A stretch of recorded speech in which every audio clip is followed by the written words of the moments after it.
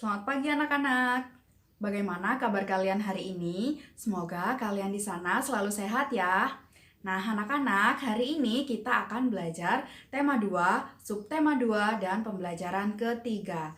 Tujuan pembelajaran kita pada hari ini yaitu yang pertama, siswa dapat menggali informasi dari teks bacaan berdasarkan pertanyaan aspek apa, mengapa, kapan, di mana, siapa, dan bagaimana. Kemudian yang kedua, siswa dapat memahami hak dan kewajiban sebagai anggota masyarakat. Dan yang ketiga yaitu siswa dapat mengidentifikasi jenis-jenis usaha ekonomi perseorangan dan kelompok. Nah, akan ada 3 materi penting yang akan kita pelajari pada hari ini, yaitu yang pertama, menggali informasi teks bacaan berdasarkan aspek apa, mengapa, kapan, di mana, siapa, dan bagaimana. Kemudian yang kedua, yaitu tentang hak dan kewajiban sebagai anggota masyarakat. Dan yang ketiga, yaitu jenis-jenis usaha ekonomi perseorangan dan kelompok. Langsung saja kita pada materi yang pertama, yaitu menggali informasi dari teks bacaan berdasarkan apa, mengapa, kapan, di mana, siapa, dan bagaimana. Nah, anak-anak, berdasarkan teks bacaan yang ada pada buku paket tema halaman 63 yang berjudul Kerja Bakti. Nah, di sana telah tersedia jenis-jenis pertanyaan yang harus kalian jawab. Nah, tujuan dari pertanyaan itu adalah agar kalian dapat menggali informasi-informasi penting yang terdapat pada teks bacaan kerja bakti. Nah, di sana jenis-jenis pertanyaannya ada unsur aspek apa, mengapa, kapan, di mana, siapa, dan juga bagaimana. Nah, oleh sebab itu kalian harus menjawab pertanyaan yang telah tersedia agar kalian dapat menggali informasi penting yang ada dalam teks bacaan tersebut. Nah, anak-anak, itu materi pertama. Selanjutnya, kita masuk pada materi yang kedua, yaitu tentang hak dan kewajiban sebagai anggota masyarakat. Nah, anak-anak, tahukah kalian apa yang dimaksud dengan hak dan kewajiban? Kita mulai dari hak ya. Hak adalah segala sesuatu yang mutlak dimiliki oleh seseorang. Nah, jika diartikan sebagai hak sebagai anggota masyarakat, yaitu segala sesuatu yang mutlak dimiliki oleh seseorang sebagai anggota masyarakat. Nah, contoh-contoh atau bentuk-bentuk dari hak sebagai anggota masyarakat yaitu yang pertama ada mendapatkan pekerjaan dan penghidupan yang layak, kemudian yang kedua ada mendapatkan perlindungan hukum dan lain sebagainya seperti yang sudah Ibu tuliskan pada di samping ini. Nah, kemudian ada kewajiban. Kewajiban adalah segala sesuatu yang harus dilakukan dengan rasa penuh tanggung jawab. Nah, pengertian dari kewajiban sebagai anggota masyarakat yaitu segala sesuatu yang harus dilakukan oleh setiap anggota masyarakat dengan rasa penuh tanggung jawab. Contohnya adalah yang pertama, menjaga ketertiban dan keamanan lingkungan. Kemudian yang kedua, mengikuti kegiatan-kegiatan yang diadakan setingkat RT, RW maupun desa seperti kerja bakti, gotong royong, musyawarah, dan lain sebagainya. Nah, contoh-contoh atau bentuk-bentuk kewajiban yang lainnya sudah Ibu tuliskan di samping. Nah, itu adalah materi tentang hak dan kewajiban sebagai anggota masyarakat. Nah, anak-anak, sebagai anggota masyarakat tentunya kita harus melaksanakan hak dan kewajiban kita secara seimbang. Jangan hanya menuntut hak, tapi kita juga harus melaksanakan kewajiban kita secara penuh tanggung jawab. Nah, anak-anak, selanjutnya kita masuk pada materi yang ketiga, yaitu tentang mengidentifikasi jenis-jenis usaha ekonomi perseorangan dan kelompok. Nah, jenis-jenis usaha itu terbagi menjadi 2, yaitu usaha yang dikelola secara perorangan dan usaha yang dikelola per kelompok. Nah, usaha perseorangan adalah jenis usaha yang dikelola sendiri atau dikelola perseorangan. Nah, contohnya atau jenis-jenisnya ada usaha pertanian. Usaha pertanian adalah jenis usaha yang dilakukan dengan cara mengolah lahan digunakan untuk bercocok tanam.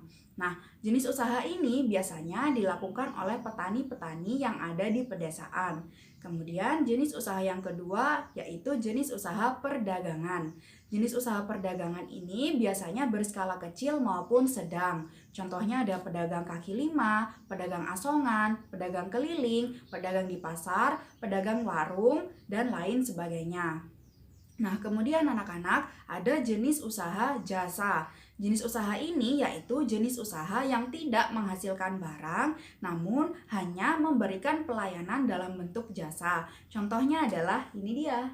Ada tukang cukur, kemudian tambal ban, bengkel, laundry, dan lain sebagainya.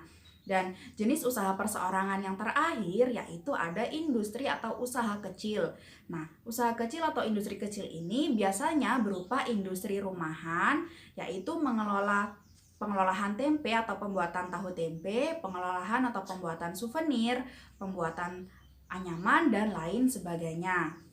Nah, kemudian kita masuk pada jenis usaha yang dikelola secara berkelompok.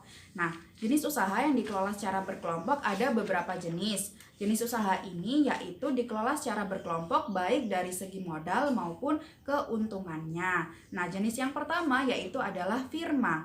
Firma adalah jenis usaha ekonomi yang sekurang-kurangnya didirikan oleh 2 orang. Nah, karakteristik dari firma adalah sebagai berikut. Nah, contoh firma yaitu yang pertama adalah multi marketing firm, kemudian firma dagang, firma hukum, dan juga lain sebagainya. Nah, selanjutnya yaitu persekutuan komanditer atau yang biasa kita dengar atau kita sebut dengan CV. Nah, CV adalah usaha ekonomi yang didirikan oleh sekurang-kurangnya 2 orang yang menyetorkan modal. Nah, di dalam CV ini ada sekutu aktif dan sekutu pasif. Sekutu aktif adalah orang yang menyetorkan modal atau berperan sebagai investor dan juga berperan sebagai pengelola CV. Nah, sedangkan sekutu pasif adalah orang yang hanya menyetorkan modal saja atau hanya berperan sebagai investor saja. Nah, contoh-contoh CV adalah sebagai berikut. Ada CV Makmur Jaya, CV Taruna Jaya Mandiri, dan lain sebagainya. Nah, kemudian jenis usaha ekonomi kelompok ada PT atau perseroan terbatas. Perseroan terbatas merupakan usaha bersama yang modalnya berupa kumpulan saham. Nah, karakteristik dari perseroan terbatas ini adalah sebagai berikut. Contohnya ada PT Jarum, PT Unilever, PT Indofood, dan lain sebagainya. Kemudian ada BUMN yang kepanjangan dari Badan Usaha Milik Negara. Nah, BUMN ini merupakan perusahaan yang seluruh atau sebagian modalnya dimiliki oleh negara. Nah, karakteristik dari BUMN adalah sebagai berikut. Contoh-contoh dari BUMN yaitu PT Pertamina, PT Telkom Indonesia, PT KAI, PLN atau Perusahaan Listrik Negara, PT Pos Indonesia, PT Garuda Indonesia, dan lain sebagainya. Nah, jenis usaha ekonomi berkelompok yang terakhir yaitu ada koperasi. Koperasi adalah jenis usaha yang dikelola secara bersama-sama berdasarkan asas kekeluargaan. Nah, koperasi ini memiliki karakteristik loh. Karakteristiknya adalah sebagai berikut. Nah, tahukah kalian siapa pendiri koperasi pertama kali? Pendiri koperasi pertama kali adalah Bapak Proklamator kita yaitu Dr. Andes Muhammad Hatta. Nah, selain sebagai Bapak Proklamator, Muhammad Hatta juga berperan sebagai Bapak Koperasi Indonesia. Nah, koperasi itu terdiri dari berbagai bentuk loh. Yang pertama ada koperasi konsumsi, yaitu koperasi yang menyediakan barang-barang konsumsi seperti beras, minyak, gula, dan lain sebagainya. Kemudian ada koperasi jasa, yaitu koperasi yang memberikan layanan jasa tertentu kepada para anggotanya. Kemudian ada koperasi simpan pinjam, yaitu koperasi yang memberikan layanan simpan pinjam kepada anggotanya. Kemudian ada koperasi produksi, yaitu koperasi yang memberikan atau menyediakan barang produksi dan menyalurkan hasil produksi. Kemudian ada koperasi serba usaha, yaitu koperasi yang mengelola berbagai jenis usaha, yaitu menyediakan barang konsumsi, menyediakan layanan simpan pinjam, menyediakan layanan jasa, menyediakan bahan-bahan produksi, dan lain sebagainya. Contohnya adalah KUD atau Koperasi Unit Desa. Nah, anak-anak, itulah materi pembelajaran kita pada hari ini tentang tema 2, subtema 2, pembelajaran ketiga. Semoga ilmu yang kalian dapat pada hari ini dapat bermanfaat ya. Sekian dari Ibu. Wassalamualaikum warahmatullahi wabarakatuh. Sampai